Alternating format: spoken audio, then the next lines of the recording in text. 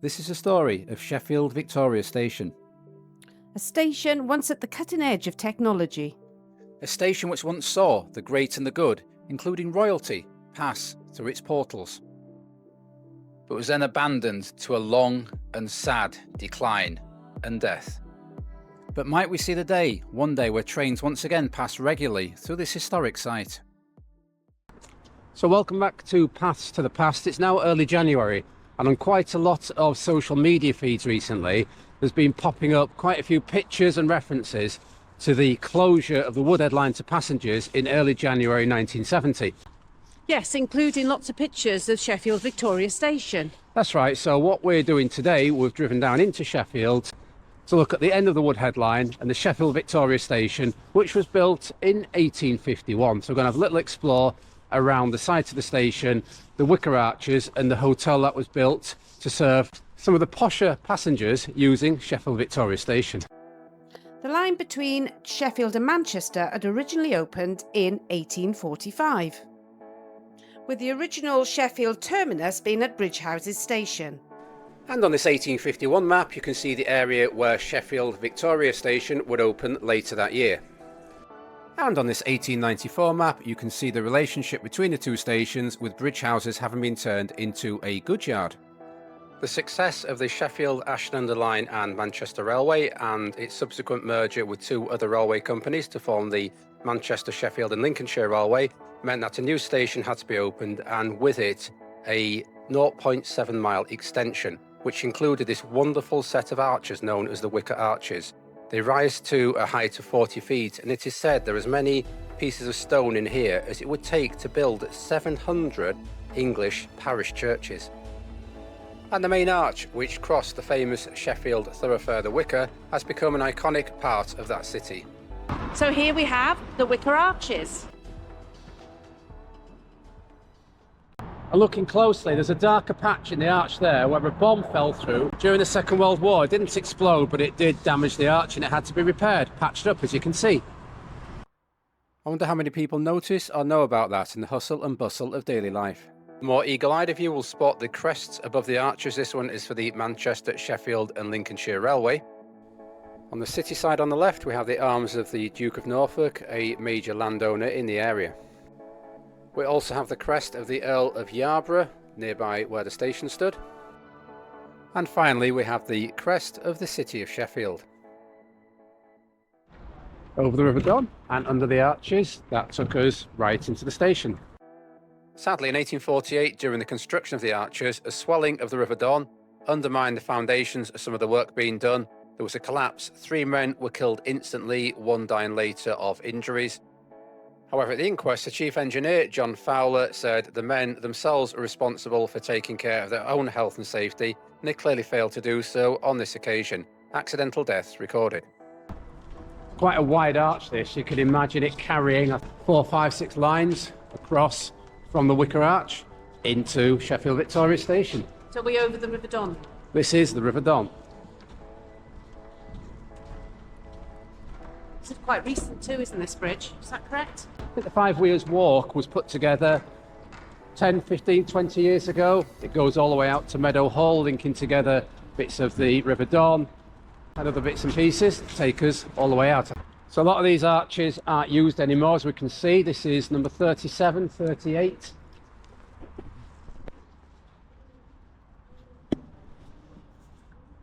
Bricked off at the end there, about 50 yards ahead.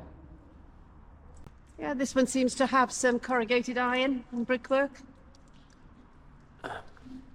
Looks quite new, actually. Yeah. Oh, they all have, these 3. Maybe they're going to be used. A different one here, it doesn't go back very far at all, probably about 20 yards, length of a cricket pitch, 22 yards. And we have an archway. I'd love to be able to get in there and explore, but I think not. One that's been bricked up at some point in the arch's history. This magnificent set of arches and the Sheffield Victoria Station itself were engineered by John Fowler, probably more famous for engineering the Forth Bridge. A wonderful monument, Victorian drive and enterprise. Yeah, this one's slightly different again because it's got several buttresses.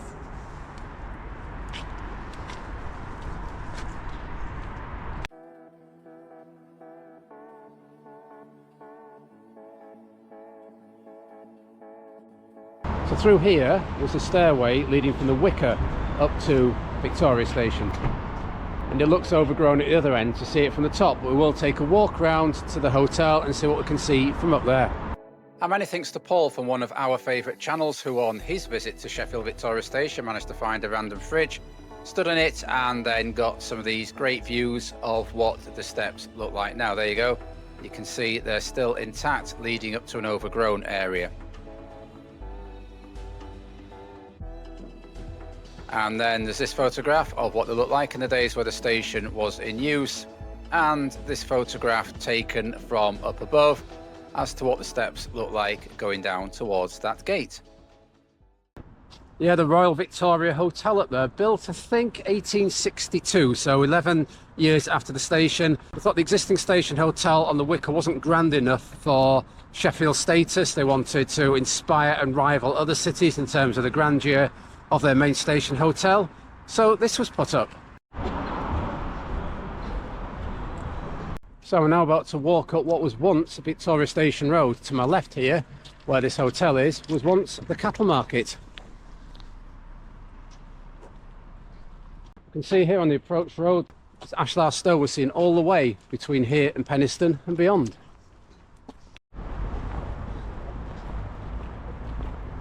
Sadly, I don't think these rather fine looking lampposts are original.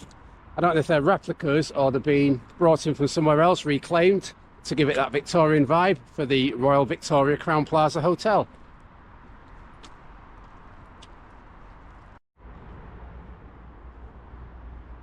Nice sign there from the days of the Great Central Railway in the early 1900s.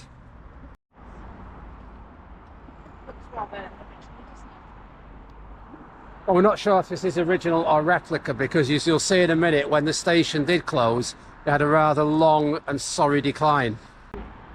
This is wonderful because this tells us it's a replica of a letter written by Oscar Wilde, the playwright, when he stayed at the Royal Victoria Hotel.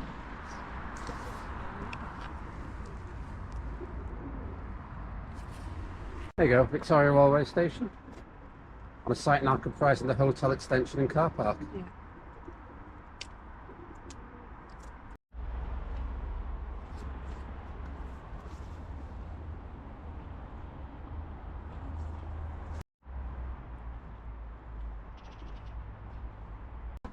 So Pavlova stayed here too, so her and Oscar Wilde, it gives you an idea of the class and type of people who stayed in this rather splendid hotel over here.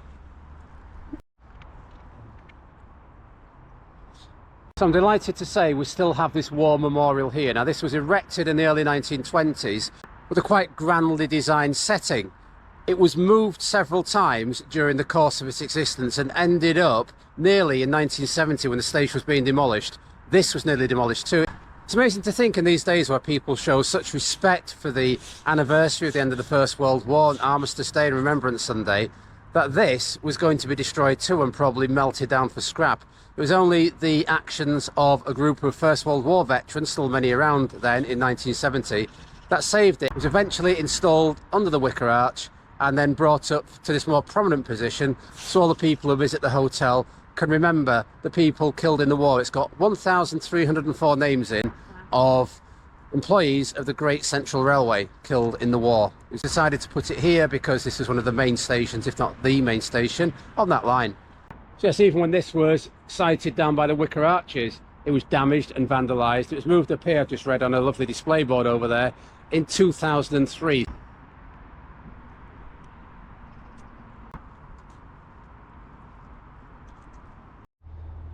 So we are now in what was Sheffield Victoria Station, opened in 1851, closed in 1970. So let's see if we can find any scraps of its remains, because as you can see now, it's a car park, an extension to the hotel. Got a little bit of track here which runs right angles to where the original line went. I understand it is used for training for railway employees and drivers. You can see it ends just a few yards to the left there. When as to where the actual platforms were, we've got quite thick foliage here, we've got a very high fence that's in good nick, so I don't think it's going to be possible to see where the platforms were. I think there was a causeway between the hotel and where the station was, so the well-to-do would not get wet or cold moving from hotel to station or station to hotel. Lovely ironwork on these railings, isn't it, Dawn? Yeah, beautiful. Yeah. Some money there. Yeah, there is. Oh. Yeah, over here we have the bricked up remains of a couple of windows and a doorway. They're quite grand as well, don't they? Would have been in the day.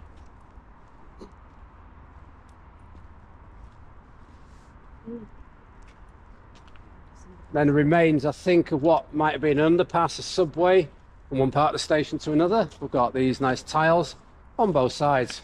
The brown, the cream colour and the green. Very Victorian, aren't they, those colours?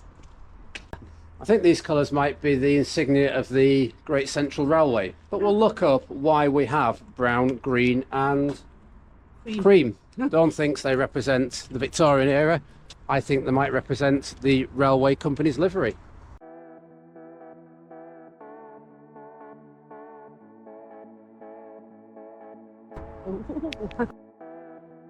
Sheffield Victoria Station was built with two island-style platforms with tracks on either side. It had a large glass and iron roof.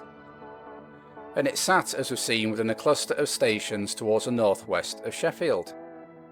But it did not have the grand design envisaged by John Fowler.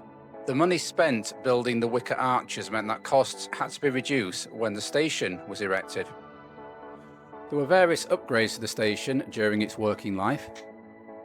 There was a waiting room, a ticket office and refreshment rooms, as well as a parcels office and a station master's house. For over 100 years, Sheffield Victoria was a bustling station carrying passengers and goods locally and all around the country. The station had an electrification upgrade in 1954. Sheffield Victoria Station's future looked rosy, but within a decade and a half, it was to close. Freight traffic had gone into a sharp decline, and passenger traffic was increasingly using Sheffield Midland Station. It had been decided that there should be only one railway line between Sheffield and Manchester. Originally it was the Hope Valley line that was to close, but after much local campaigning, it was decided that the line that ran through the more affluent areas of Sheffield, the Hope Valley line, was to remain open, and it was the Woodhead line that was to close, just 16 years after the expensive electrification upgrade. This would be a sight that those travelling through Sheffield would see no more.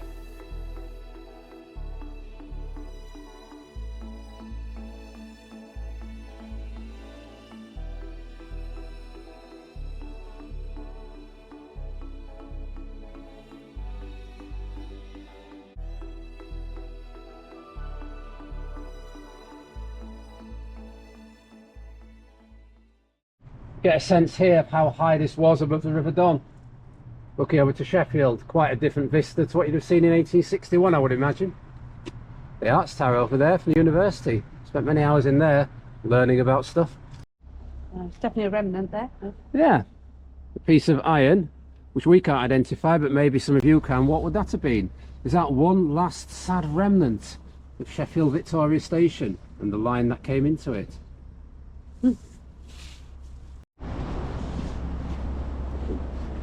Yeah, a very sad decline of Sheffield Victoria Station, which once stood there. At least the land it stood on is now being put to good use, but we'll put a montage of pictures up of the decline of the station from when it ceased being used for passengers in 1970 right through its eventual demolition formally in 1989. It's actually a year after I moved to Sheffield. I wish I'd been down here to see it.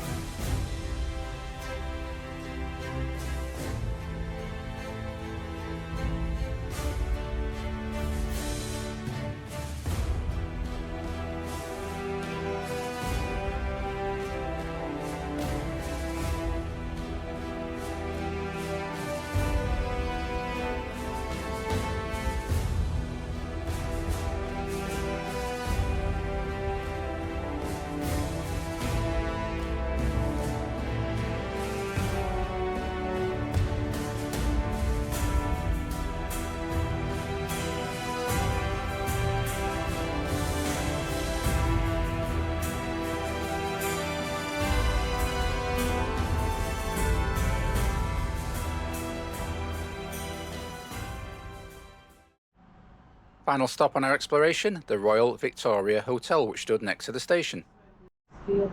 Same insignia up there as they had on the Wicker Arch. And another badge here. These might represent the Four Nations. You've got the Irish heart there, so that's probably from the time where Ireland was part of the United Kingdom. Scotland, Ireland, Wales.